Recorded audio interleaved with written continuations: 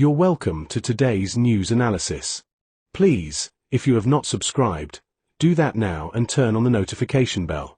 Because what we are about to talk about today is not normal. It is serious. It is political. And it can change 2027. Former President Goodluck Jonathan has visited Atiku Abubakar. This is not a casual visit. This is not friendship. This is about ADC, zoning, and power. Let's break it down. This visit shook the political space. Goodluck Jonathan does not move without reason. When he visits Atiku now, it sends a clear message. ADC is in trouble. There is a zoning crisis. And everyone knows it. This is not the kind of visit that happens for greeting. This is not about old friendship. This is not about respect alone. This is about power, fear, and the future. In Nigerian politics, timing is everything. And this timing is loud. Goodluck Jonathan is a former president. He understands the system. He understands silence. He understands when to speak and when to act. So when he steps into a tense political matter like this, it means one thing. The situation has moved from calm discussion to quiet danger. ADC is still trying to define itself. It wants to be seen as a serious national party. It wants to attract big names. It wants to win trust. But a party cannot grow when the foundation is shaking. Zoning is not a small issue in Nigeria. It has never been small. It decides peace. It decides loyalty. It decides who stays and who walks away. Nigeria is built on balance. North and South. Muslim and Christian. Power shared to reduce tension. This system may not be perfect, but it has kept the country together. Right now, that balance matters more than ever. It is still the turn of the South. This is not an opinion. This is the reality many Nigerians believe in. President Tinubu is from the South. If Tinubu loses in 2027, many expect that power should remain in the South. This expectation is strong. It is emotional. And it cannot be ignored. That is where ADC faces its first real test. Atiku Abubakar is from the North. He is experienced. He is ambitious. He has run before. He still wants to run again. There is nothing illegal about that. But politics is not just about what is allowed. It is about what is acceptable. ADC is trying to bring different forces together. Old politicians. New supporters. Young voters. Regional interests. That mix is dangerous if not handled well. Peter Obi represents a different energy. A different base. A different expectation. And a strong belief in zoning. Before ADC can move forward, this issue must be settled. And it is not settled. That is why Jonathan's visit matters. He is not just a former leader. He is seen as a neutral voice. Someone who understands loss. Someone who understands restraint. Someone who understands what happens when political tension is ignored. Jonathan knows that once zoning breaks down, trust breaks down. And once trust breaks down, the party breaks down. ADC cannot afford that now. This visit sends a message to party leaders, supporters, and rivals. It says, this crisis is real. This issue is serious. And if it is not handled well, there will be consequences. Political parties collapse quietly before they collapse publicly. The warning signs always come early. Disagreements. Private meetings. Emergency visits. Quiet negotiations. That is where ADC is right now. Jonathan stepping in also tells us that internal talks have failed. If everything was fine, there would be no need for him. If everyone agreed, there would be no need for intervention. But something is wrong. Someone feels ignored. Someone feels threatened. Someone feels cheated. And in Nigerian politics, when feelings are hurt, loyalty disappears. This visit is not about solving everything in one day. It is about damage control.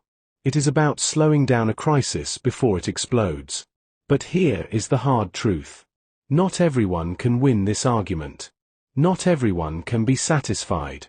One decision will offend someone. One direction will push someone out. ADC must choose between ambition and balance, between speed and stability, between power now and survival later. Goodluck Jonathan understands this better than most. That is why his visit is heavy with meaning. This is not noise. This is a signal. And Nigeria should pay attention. Now let us go deeper into the real problem. Because the tension inside ADC did not start today. It has been building quietly. At the center of it are two strong names. Atiku Abubakar, Peter Obi. Both men want influence. Both men have supporters. Both men change the direction of any party they enter. But they stand on very different ground. Atiku represents experience and reach. He has been in national politics for decades. He understands party structure. He understands negotiation. He understands power. Peter Obi represents discipline and principle. He speaks to younger voters. He speaks to frustrated Nigerians. He speaks to people who want fairness and order. And that is where zoning comes in. For Peter Obi and his supporters, zoning is not just tradition. It is trust. It is fairness. It is respect. They believe that after years of northern leadership, and with Tinubu already in power from the south, any alternative must also come from the south if APC is defeated. This belief is strong. And it is not flexible. That is why Peter Obi has not rushed into ADC. That is why he has not declared anything. Silence here is not weakness. It is strategy. He is watching. He is listening. He is waiting for clarity. Atiku, on the other hand, is not waiting. Time is not on his side. Every election cycle matters. Every delay reduces options. From his angle, competence should matter more than region. Experience should matter more than rotation. Winning should matter more than tradition. This difference in thinking is the heart of the crisis. ADC now stands in the middle of these two forces. If they lean too far in one direction, they risk losing the other. This is not theory. This is reality. If ADC opens the door fully for Atiku, many southern supporters will feel betrayed. They will see it as another broken promise. Another example of power returning north too soon. If ADC blocks Atiku, they risk losing structure, funding, and reach. They risk looking small. They risk internal rebellion. This is not an easy decision. And no amount of public silence can hide it. Jonathan understands this conflict very well. That is why his role matters. He knows Atiku's ambition is real. He knows Obi's principles are firm. And he knows ADC cannot carry both without clear rules. Political parties fail when rules are unclear. When promises are vague. When leaders try to please everyone. ADC is now forced to define itself. Is it a party built on strict zoning and balance? Or is it a party built on open competition? They cannot be both. This is why meetings are happening quietly. This is why statements are delayed. This is why tension is rising behind the scenes. Supporters on both sides are watching closely. Any wrong move will trigger reactions. And once reactions start, control is lost. Atiku knows this. Peter Obi knows this. Jonathan knows this. The real battle is not about names. It is about direction. Who does ADC want to be? And who are they willing to lose to become that party? That question has no easy answer. Now let us be honest with ourselves. This issue is no longer just about ADC. It is about 2027. And 2027 has already started. Every serious politician in Nigeria is already planning. Every serious party is already counting numbers. And every serious movement is already choosing a side. This is why the meeting between Goodluck Jonathan and Atiku matters beyond ADC. It is a signal to the entire country that something big is shifting. Nigeria is at a sensitive point. Trust in government is low. Anger is high. Expectations are high. and voters are watching more closely than before. That is where Peter Obi comes in. Peter Obi is from the south. That fact matters. It matters politically. It matters emotionally. And it matters strategically. Many Nigerians, especially in the south, believe strongly that power should not return to the north in 2027. They see zoning as a promise that must be kept. Not because of hate, but because of balance. For these people, Peter Obi is not just a politician. He is a symbol of fairness, a symbol of patience, a symbol of doing things the right way. That is why his decision carries weight. If Peter Obi joins ADC under a clear southern ticket, ADC gains credibility. They gain youth energy. They gain trust. They gain momentum. But if ADC ignores zoning, that trust disappears immediately. This is the danger ADC is facing. Atiku's presence brings structure and reach. But Obi's presence brings belief. And belief wins elections. Nigerian elections are not won by structure alone. They are won by emotion, trust, and turnout. ADC must understand this. The party is still young. It does not have the deep roots of APC or PDP. What it has is opportunity. And opportunity must be handled carefully. Goodluck Jonathan understands this better than most. He understands how public feeling can change everything. He understands how one wrong move can erase goodwill. This is why his intervention is important. He is not telling ADC who to choose. He is warning them about consequences. If ADC chooses wrongly, they may survive on paper, but they will fail at the polls. Now let us look at the wider picture. Tinubu is from the south. If APC retains power, zoning becomes irrelevant to opposition plans.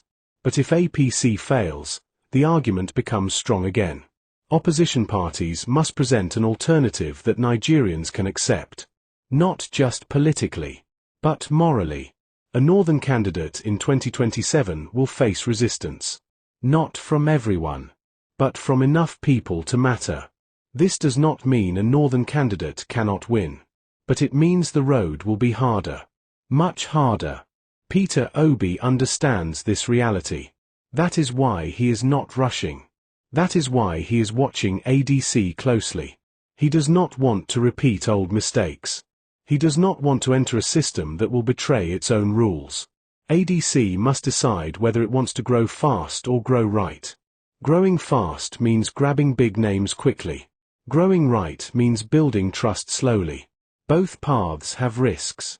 But only one path builds long-term loyalty. 2027 will not be a normal election. Economic pressure is real. Security concerns are real. Public anger is real. People will vote with their emotions. They will vote with their pain. They will vote with their expectations. Parties that ignore this will lose. This is why zoning matters so much in this moment. It is not just about rotation. It is about healing. ADC can present itself as a party that listens. A party that respects balance. A party that understands the mood of the nation. Or it can present itself as just another platform for ambition. The choice will define its future. Goodluck Jonathan's visit was a calm move in a tense moment. But calm moves do not always stop storms. Sometimes they only delay them.